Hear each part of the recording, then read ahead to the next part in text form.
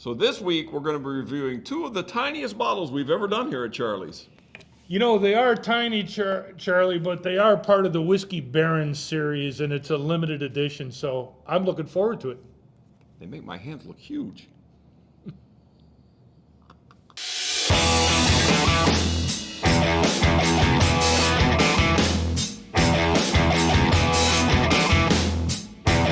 Hi, welcome to this week's edition of What's New at Charlie's. Well, this week we're doing tiny little bottles, Don. My good friend, Mr. Don Williams, the Bourbon Fool. Don, what's up with the little bottles? You know, I think they created them to make your hands look larger, but Honey, they shrunk the bottles. the bottom line is, what I find interesting is these have been out for a while, and this is the first time you were able to get them. So we saw these when we were at the Wild Turkey Distillery. Saw them there. Haven't seen them since. And they just showed up in Michigan in the last month, and I was able to get some. So here we are. I was curious about it from the day I saw them in Kentucky, and it's one of those, you know, we talk about, you know, you got to buy a bottle when you see it, because I didn't buy the bottle, and then I never saw it again, you know, that kind of thing. Yeah. Here it is. Yeah. So these are two of a series of three. The one that's missing is Old Rippy, but the bottom line is Wild Turkey, or basically Campari that owns Wild Turkey, released this Whiskey Barons series all the way back in 2017. Yeah.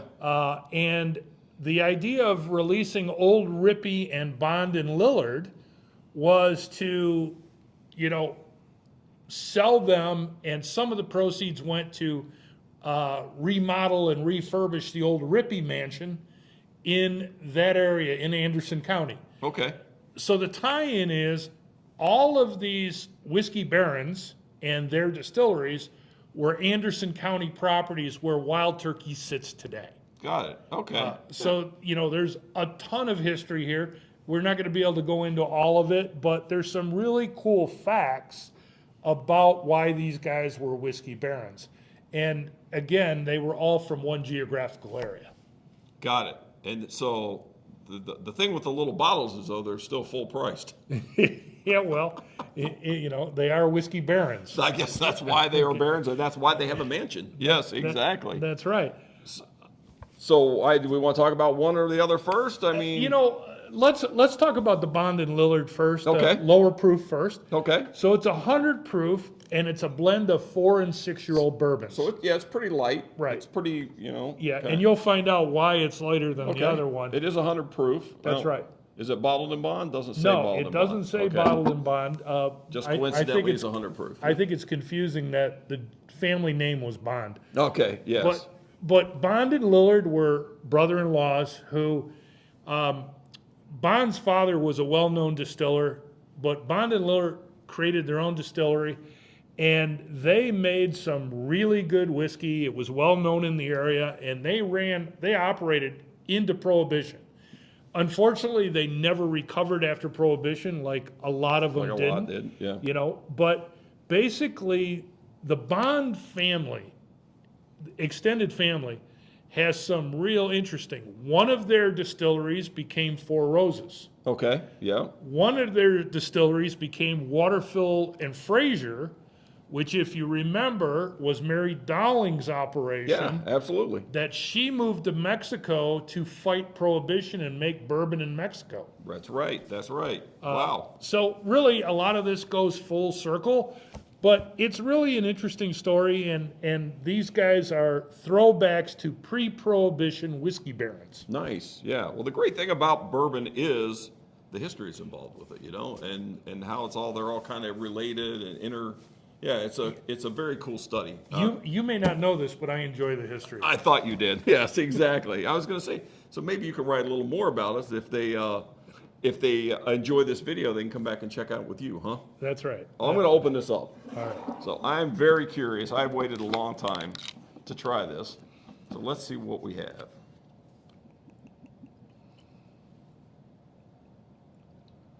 Seriously, huge. Yeah. Cheers, buddy. Cheers.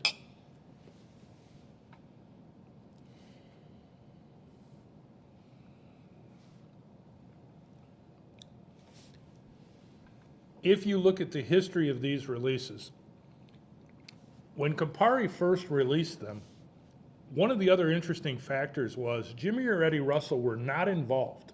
Wow. Now, they involved Eddie later on, Okay. but initially this was put together by a panel from Campari.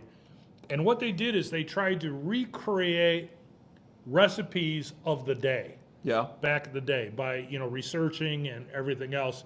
That's what they're trying to emulate here. Okay.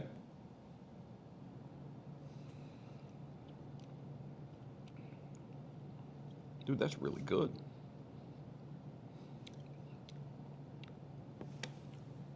And again, this is going to sound simple, but it's a throwback whiskey. Yeah. It tastes like a historic whiskey. No muss, no fuss. Yeah. It is just a good bourbon whiskey. And again, 100 proof, combination of 4 and 6 year old bourbons. It's a blend. Yeah. It's tasty, and there's not a lot not to like here. No, there's absolutely nothing not to like. Wow.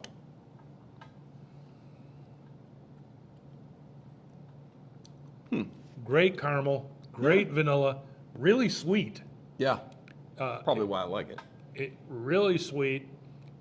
Doesn't have the longest finish, but No.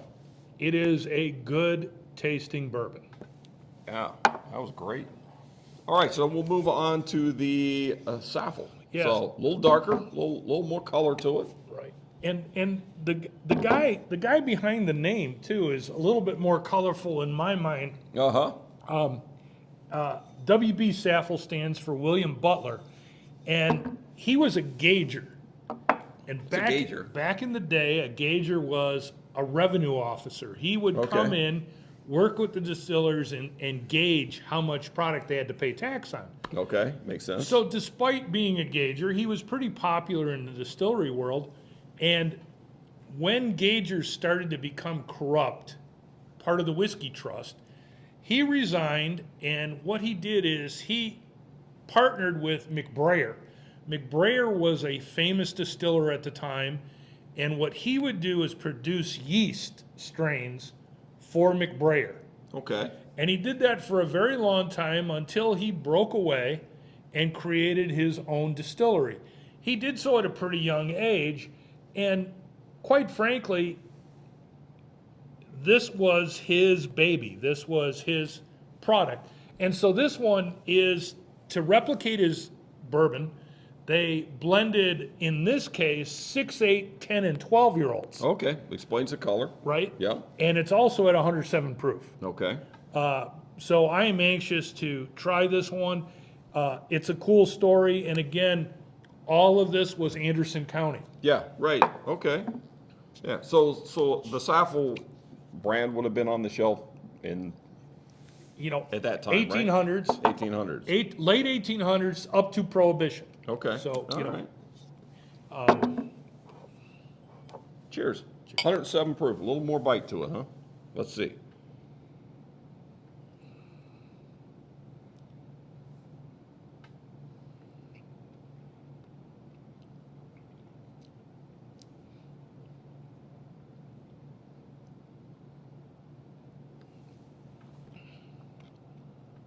Spicier. I was just gonna say this one's got either has more rye or something because it has a more of a rye forward.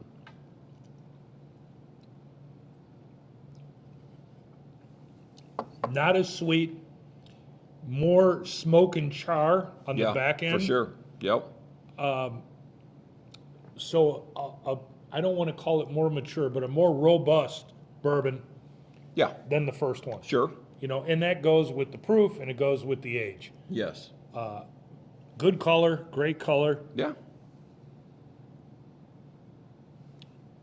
And the interesting thing about Saffel was the Rippey Mansion or the Rippey House that has been remodeled, and you can visit to this day. Yeah. Saffel actually built a home not far from there that was grand for the time. Okay. And it doesn't get the same kind of publicity and everything. I'm not even sure. Oh, It is still standing, and it's a funeral home now. Really? Yeah, but, again, that was in the Lawrenceburg area, and they were whiskey barons. They were the businessmen of their time. So people are dying to get in there, you're saying? Nowadays, Yeah, exactly. Nowadays. Where's the Rippy house? Lawrenceburg. Okay. Oh, it Lawrenceburg. is in Lawrenceburg? Okay. Yeah. All right. So again, that is, I think that's why kind of Campari and Wild Turkey embraced this. Uh-huh. This was all Anderson County people. Sure. And the original, the one that we don't have here, the old Rippy, Rippy's distillery was almost on the same property as Wild Turkey is today. Okay. All right. Yeah. I have not seen the old Rippy bottle. I don't even know. Do you have one of those in the collection? I have one at my house. Yeah. Do you? Nice. Yeah. Never been open. I was just saying, is it open? It was given to me by a very good friend. And Nice. Just, You know what they say, you're supposed to share that with friends. yeah, I know. Next time we film from the bunker, we'll see what we can do. We'll open it up. Well, Charlie, I mean, These are nice, very nice. they're a treat.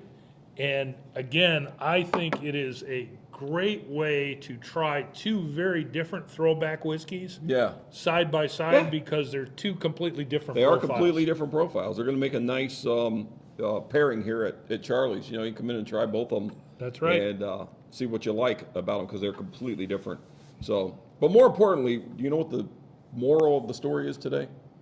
I don't. When you see a bottle, buy it. Tell your wife I said that. But yes, because I regretted not buying this bottle it had to be 2-3 years ago. So you said these came out like 19? No, the very first ones came out in 2017. Yeah. Yeah. I mean, you don't see them very often. No, you really I've don't. never seen them in Michigan until they just showed up recently. So, yeah, but, well, thank goodness I got them, so I don't have to worry about it anymore. But, always buy that bottle when you see it done. That's right. And, Yes. and for those of you out there who are watching and go, why are you guys talking about product that's been released for a long time? It gives you a little bit of history on these products, and maybe you'll find them Yeah, nowadays. And if you didn't try them before, you can try them now. absolutely. So cheers, my friend. Cheers. Thank you. Thanks for the history lesson, too. Yep, as always. Thank you, everyone.